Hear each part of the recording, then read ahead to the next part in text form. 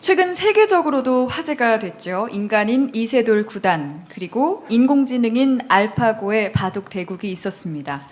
인공지능이 인간과 대결을 펼치면서 인공지능의 능력이 다시금 세계의 주목을 받기도 했는데요.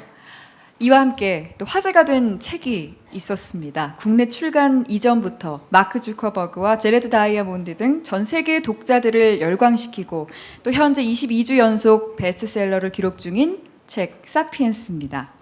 인류의 미래를 예측하고 인류의 문명이 어디로 나아갈지 과제를 던지는 사피엔스의 저자 유발 하라리 교수를 오늘의 특별 강연자로 모셨습니다. 오늘의 주제는 사피엔스, 인간은 과연 쓸모 없어지는가에 대한 주제로 오늘 포럼의 문을 열어주실 유발 하라리 교수님을 큰 박수로 맞이해 주십시오.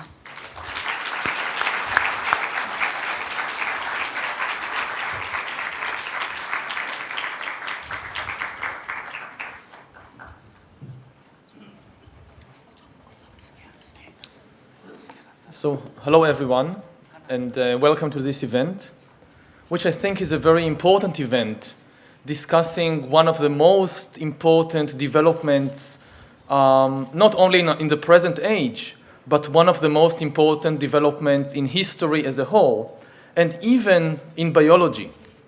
After 4 billion years in which the evolution of life was confined to the relatively small realm of the organic world, all of life, for 4 billion years, since the emergence of the first life on Earth, all of life was confined to the organic realm.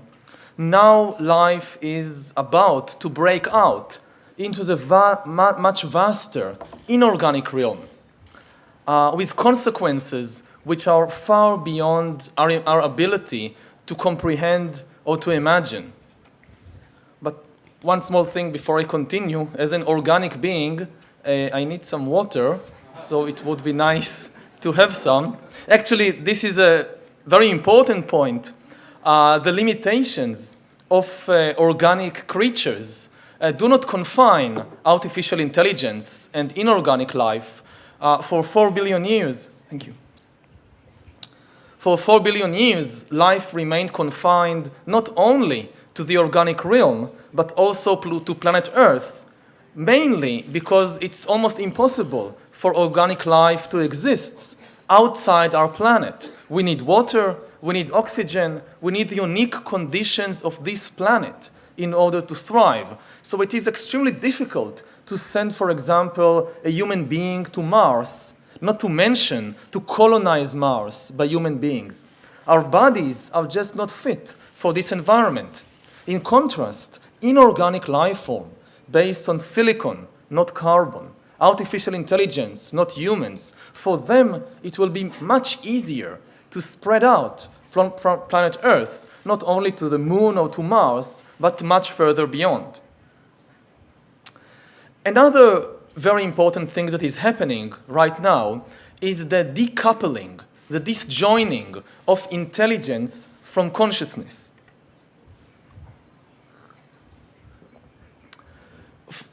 For millions of years, high intelligence always went hand in hand with consciousness. The most intelligent beings on this planet were all conscious beings, like human beings, like chimpanzees, like elephants, like dolphins. Intelligence and consciousness were two sides of the same coin. And the question, which of them is more important, was a kind of philosophical exercise without much practical relevance. But now, intelligence is decoupling from consciousness.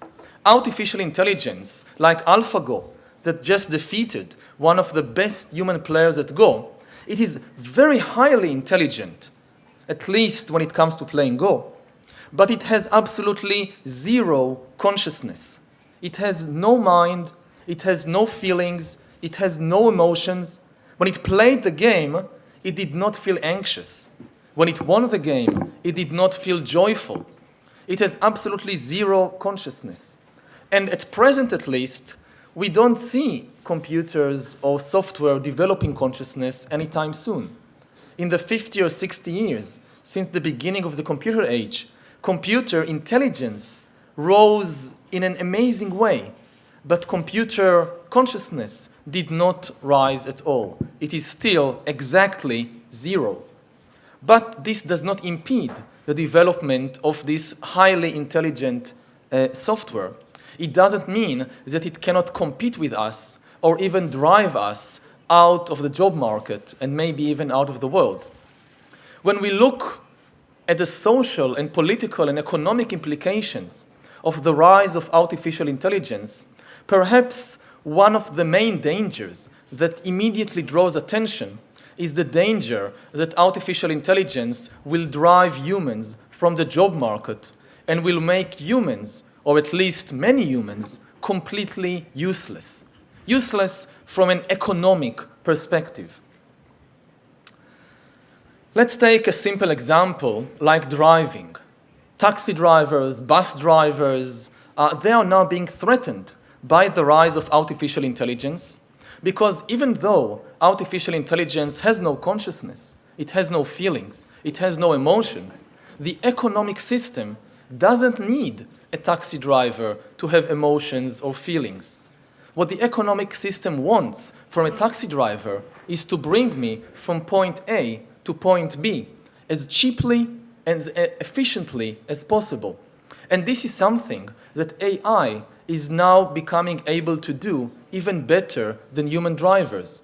10 years ago, experts said that AI will never be able to drive a car successfully, maybe in a laboratory under controlled conditions, but not in the outside world, where you need to take into account so many different factors, so much data. But today, companies like Google, like Tesla, are already developing AI that can drive cars in the outside world better than human beings. They are more efficient, they are more cheap, they use less gasoline, less fuel, which means that it is also good for the ecology. They never drink alcohol and drive, like human drivers. The AI that drives a car is never tired, is never angry. It never engaged in tasks other than what it is supposed to do. A human driver sometimes on the middle of the road will get a text message on the mobile phone and will start looking at the mobile phone instead of the road, causing an accident. And artificial intelligence driving a car will never do that. Even more importantly, as long as humans are driving all the vehicles, each vehicle is a kind of world unto itself. It is completely separate from all the other vehicles. When I'm driving my car and another car is approaching to the same juncture, I don't know what the other driver is going to do. And he or she do not know what I'm going to do. We have no connection. Each of us is independent. But if you take out humans from the equation, if you don't allow humans to drive cars, and only AI drive cars and taxis and buses, then you can connect all the vehicles on the road to one another in a single system. Each vehicle knows exactly what all the other vehicles around are about to do in the next second.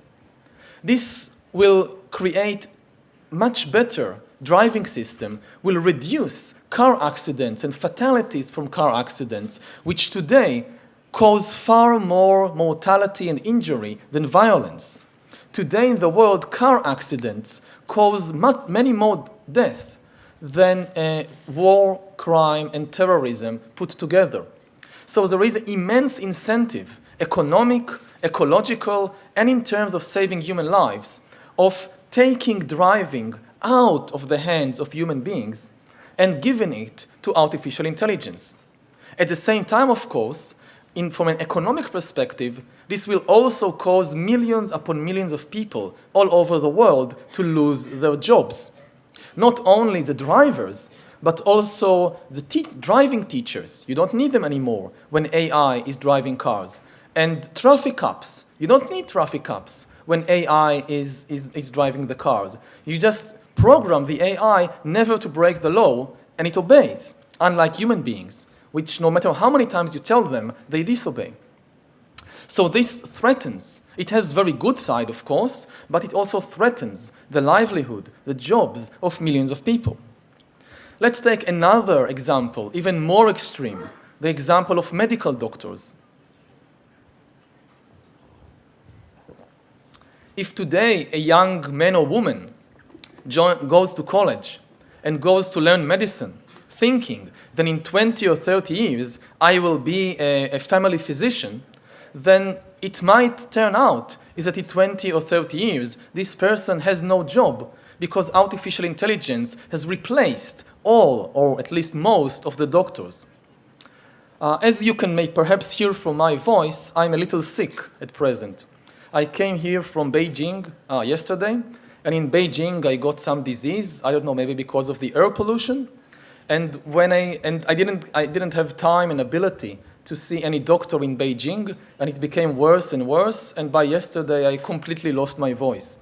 And even now, as I'm talking, this is not my ordinary voice. To me, it sounds very strange to hear myself like this. And as I landed in Seoul without a voice, so the publishers, the organizers, immediately took me to hospital in Seoul to see what is wrong. How can you give lecture tomorrow if you have no voice? And then we went to the hospital, and there was a doctor there to examine me. He had to find out what's wrong with me, to make a diagnosis and recommend a treatment. This doctor still was not AI, it was human doctor. So he just did maybe 2, 3 simple tests. They tested my blood pressure. They looked inside my throat with this flashlight to see what's in there. And they also measured my weight. So they had these 3 tests. And he asked me maybe 4 or 5 questions. Do you feel dizzy? Did you vomit? Do you feel some ache in the stomach? Based on these 3 tests and 5 questions, within 5 minutes, the doctor had to make a diagnosis. Now, he was a very good doctor, I think, very nice doctor, but this is a very limited amount of information to make a medical diagnosis on. And of course, this doctor, he never met me before. He didn't know anything about my medical history. He didn't know anything about previous diseases or allergies I may have. He, of course, did not know about he didn't have access to information about previous medical tests I have taken, like a blood test or like DNA test. He knew absolutely nothing about my family, about my neighbors, about my friends, what kind of diseases they may have. And of course, this doctor, however good a doctor he is, he couldn't be familiar with all the different diseases in the world. There are thousands and thousands of diseases, and the same symptoms may be caused by different diseases. So these 3 tests and 5 questions that he asked me, he had to compare their results with thousands of different diseases in order to make a diagnosis. Not even the best human doctor can really be familiar with all the diseases in the world, so human doctors very often make wrong diagnoses. And human doctors, not only they have little time, just maybe 5 or 10 minutes for examination, also human doctors are sometimes ill themselves. They are sometimes hungry. They are sometimes upset or angry, and this affects their judgment. So there are many, many problems with diagnosis done by human doctors. Now think about IBM's Watson. IBM, the big corporation, is now developing an artificial intelligence called Watson, which is supposed to first help doctors and then replace doctors in making a diagnosis. Watson can be familiar, unlike a human doctor, Watson can be familiar with all the different diseases in the world. There is no limitation to the amount of data that Watson can have instant access to. Watson can also update this information every day. A human doctor, even a very good doctor, he or she do not have the time every day to read all the new articles and all the new books published about every disease and every treatment in the world. Utterly impossible. But for AI like Watson, this is quite easy to update the database every day, based on all the new research in all the different fields of medicine. Similarly, for an AI like Watson, it is easy to have instant access to my entire medical history. Every disease I ever had, my DNA scanning, all the blood tests I ever took, and not only of me, but also of my parents and siblings and neighbors. So in this respect too, the AI have an immense advantage. The AI is never sick, the AI is never tired, and the AI has all the time in the world, not just 5 or 10 minutes. You can for hours and hours answer the questions of the AI, and you don't need to go to the hospital. You can carry the AI as a doctor with you in your pocket, in a mobile phone. Watson can be an application on your mobile phone. So even if I leave my home country of Israel and go to Beijing or go to Seoul, and suddenly I feel sick, the doctor is with me 24 hours a day in every point in the world. Similarly, not only can Watson base his diagnosis on hundreds of questions, he can constantly monitor my biometric data with the help of new biometric sensors that are becoming very popular. Now you don't have to go to the clinic to have your blood pressure tested once every few months. You can have a device like an armband on your hand, which is today manufactured and sold by companies like Apple. They sell biometric armbands and other wearable biometric devices that constantly measure your blood pressure every second of every day. Google has recently developed a contact lens for the eyes for people who have diabetes. And this contact lens measures the level of sugar in your blood every 2 seconds. And when it detects that something is wrong, it immediately alerts the person, look, it's connected to the mobile phone, and it can alert the person, look, something is wrong, take your medicine. So with an AI doctor like Watson, I don't need to come to the doctor and tell the doctor something is wrong. Usually, when I feel that something is wrong, it's too late. The disease is already in full power. An AI like Watson, constantly monitoring me with all these biometric sensors, can immediately detect a disease when it is just beginning. It can be a flu, or it can even be cancer. Very often, people reach cancer treatment when it's too late, when the cancer has already spread in much of their body, and it's too late to do something. An AI, a doctor AI like Watson, constantly measuring, monitoring many different biometric signals in your body, will be able to detect the beginning of diseases like cancer in a very early stage when it is relatively easy to do something about it. Of course, all this will necessitate to violate human privacy. Companies like Apple and Google will have tons and tons of data on your body, on your most private affairs and conditions. But my impression as a historian, not as a biologist, my impression as a historian is that when the public, people, will be given a choice between health and privacy, they will mostly choose health, not privacy. So privacy will decline, but the kind of health services that IBM Watson could provide for us will make current human doctors seem incredibly primitive. In 30 years, people would look back and will be amazed that how could you survive without such a constant doctor accompanying you and monitoring you every second of every day. Now, there are, of course, still quite a lot of technical problems which prevent IBM Watson from replacing my doctor tomorrow morning. But these technical problems need only be solved once, just once.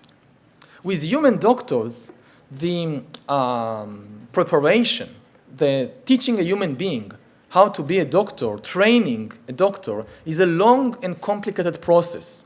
Maybe it takes 10 years or even 12 years from the time you begin medical studies until you're a really good and experienced doctor. After these 12 years, which cost a lot of money and a lot of effort, what you get is just one doctor. If you want another doctor, you have to start all over again from zero. With Watson, with artificial intelligence, you need to solve the technical problems just once. If you solve them once, you get not one doctor, you get an infinite number of doctors available everywhere all the time. So even if it costs $100 billion to solve these technical problems, $100 billion is a very small amount of money when you consider what you get. An infinite number of doctors available all the time, everywhere, able to make diagnosis much, much better than human doctors. Now, some people say, okay, but what about emotional intelligence? Doctors also need to have emotional intelligence in addition to this ability to diagnose disease. Let's say you have some difficult disease like cancer. Do you want to be treated by a warm and caring human being that listens to your needs, to your emotional state? Or do you want to be taken care of by some cold, heartless machine? So people say this will be still the big advantage of humans, emotional intelligence. And it is true that in one sense, as I said before, AI doesn't even come close to human ability, in the sense that AI has absolutely no emotions of its own. It has no consciousness. It has no mind. It doesn't feel anything. However, what we really want from your doctor is not that the doctor will have emotions. You want that the doctor will be able to detect your emotions and to react accordingly. This is really what we talk about when we talk about the emotional intelligence of a doctor. And the amazing thing is that even though AI does not have emotions, it is developing the capacity to diagnose emotions in humans and to react accordingly. Because what biologists are telling us today is that emotions are not some spiritual phenomenon that humans have because they have an immaterial soul and which is used to write poetry or appreciate music. No. Emotions are the outcome of biochemical processes in the body which are not different from any other kind of biochemical process in the body. They are not immaterial, they are also based on the same biological principle as everything else that is happening in the body. And therefore, AI is now acquiring the ability to diagnose human emotions with the same proficiency that it diagnoses human disease. For example, AI, this is already happening today, it's not science fiction for the future. AI today is able to diagnose your personality and your emotional state by looking at your face and recognizing tiny muscle movements in your faces. It can tell whether you are now tired or excited, whether you are now bored or joyful, whether you are angry, whether you are in love. It can tell all these things, even though the AI itself doesn't feel love, doesn't feel anger. It can learn to recognize the patterns, the biochemical patterns that anger manifests itself in the human body. Not only in the face, but all over the body. You can recognize anger through the blood pressure, through the amount of testosterone or dopamine, or all these other biometric data. Similarly, in customer services departments, already today, they start using AI to diagnose the personality and the emotions of people who are calling customer services. When you call customer services, I'm not sure about how it is in Korea, but in the USA, for example, when you call customer services, so before they connect you to a representative to answer your question or your problem, they ask you to state the reason why you call. So you say, oh, there is a problem with my computer, it doesn't work, so and so. And AI is listening to what you are saying. It is analyzing the tone of your voice, and it is analyzing your choice of words. which words you chose to use, whether negative or positive words, whether verbs or adjectives.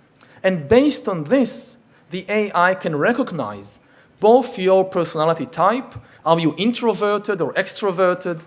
Are you more a rational type or emotional type? And it also recognizes your immediate emotional condition. Are you very angry? You want to shout at somebody? Or are you frightened and you're mainly looking for support and help? And based on this, the AI directs your call to the right customer service, who matches you in personality and in emotional situation. In the future, it is expected that the AI itself can respond in the most appropriate way to your emotional state.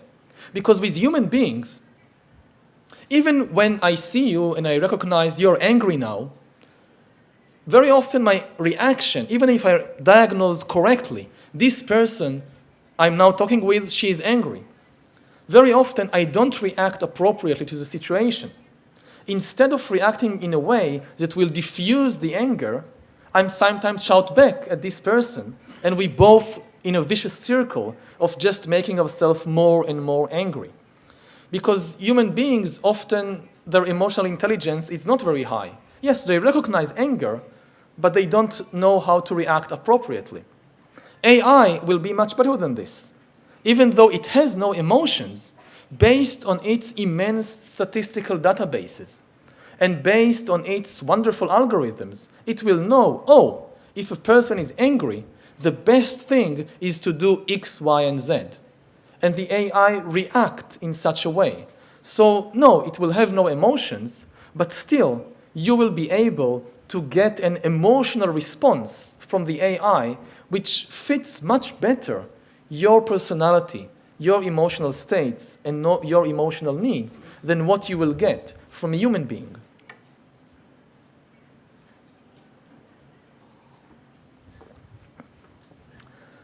So this is, on the one hand, a wonderful development, but on the other hand, when it comes to the job market, it raises this big fear, big threat, that no jobs will be left for humans. AI and robots and 3D printers will replace the workers in the factories, and then they will also replace the taxi drivers and the traffic cops and the doctors, and eventually even the teachers and the journalists, even teaching. I mean, an AI that accompanies you everywhere and learns what kind of person you are can teach you much better than a human teacher who has to contend with a classroom full of 40 kids who are very often quite stranger to this teacher. So what will humans do? Now, some people say, don't worry. Oh, thank you. Some people say, don't worry, there will be new jobs. Like what happened with the first industrial revolution, when machines replaced humans, for example, in agricultural jobs or in factories. It didn't, also back then, many people were afraid that humans will be left without a job. But this did not happen because many new jobs appeared, especially in services. And yes, most of the difficult manual work is now being done by machines, but then humans just switched to a different kind of work, working in jobs that require more cognitive abilities. Again, like teachers, like doctors, like lawyers, and so forth. The problem is that we cannot be certain this will happen again. Yes, there will definitely be new jobs in 20 or 30 or 40 years. New jobs like, for example, designing virtual worlds. With the rise of artificial reality and computer games based on virtual worlds, you'll have more and more jobs designing the virtual worlds, designing even virtual clothes for people to wear. But the big question is, okay, there are new jobs. Who says that humans are better than AI in the new jobs? The danger is that you'll have new jobs that AI does better than human beings. Because human beings have just two basic kinds of skills, of abilities. They have physical abilities and they have cognitive abilities. We don't know of any third kind of ability that humans have. And in the first industrial revolution, machines replaced us in physical abilities, so humans moved to working in jobs that require cognitive abilities. Now, when AI is better than us in cognitive abilities, there is no third kind of ability that humans can just move to working in that field. Again, some people say there is the emotional field, emotional intelligence. But as I just explained, there is no, even though AI has no emotions, has no consciousness, there is no reason to think that a job that requires emotional abilities, even a job like writing music, even writing music, in the end, people will say, experts will say, is just a certain kind of biological pattern and a mathematical pattern that an AI will learn to do better than humans. And we indeed have today AI programs that write music. You could argue whether it's better or worse than human music, but most humans are unable to tell whether a particular piece of music was composed by a human being or by an AI. So there is a serious threat that most humans, or many humans, will become economically useless. In the 19th century, during the Industrial Revolution, the changes in the technology and in the economy led to the appearance of a new massive class of humans, the urban working class, the urban proletariat. And much of the political and social and economic history of the subsequent century revolved around the question what to do with this new massive class, what to do with the needs, the hopes, the fears of this new massive working class. All the political and ideological models that existed in the early 19th century that humankind inherited from past agricultural ages were obsolete. They did not have solutions for the new problems of industrial society. People looked for answers in traditional wisdom, in the Bible, in the Quran, but they did not find there any real answers to the problems, the new problems of industrial society. Because the people who wrote the Bible and the Quran did not know anything about modern industrial economy.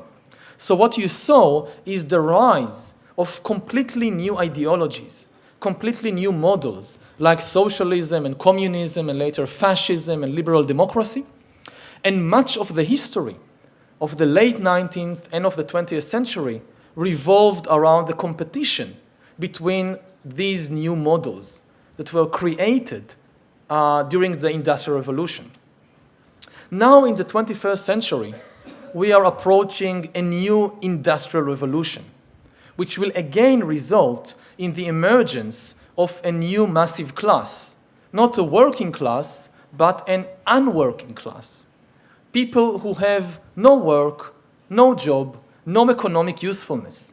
And again, all the previous models and ideologies that we have inherited from previous generations, like communism or like liberal democracy, they might be irrelevant to dealing with the utterly different world of the 21st century, a world in which artificial intelligence and biotechnology replace steam engines and radio and cars as the main engines of production.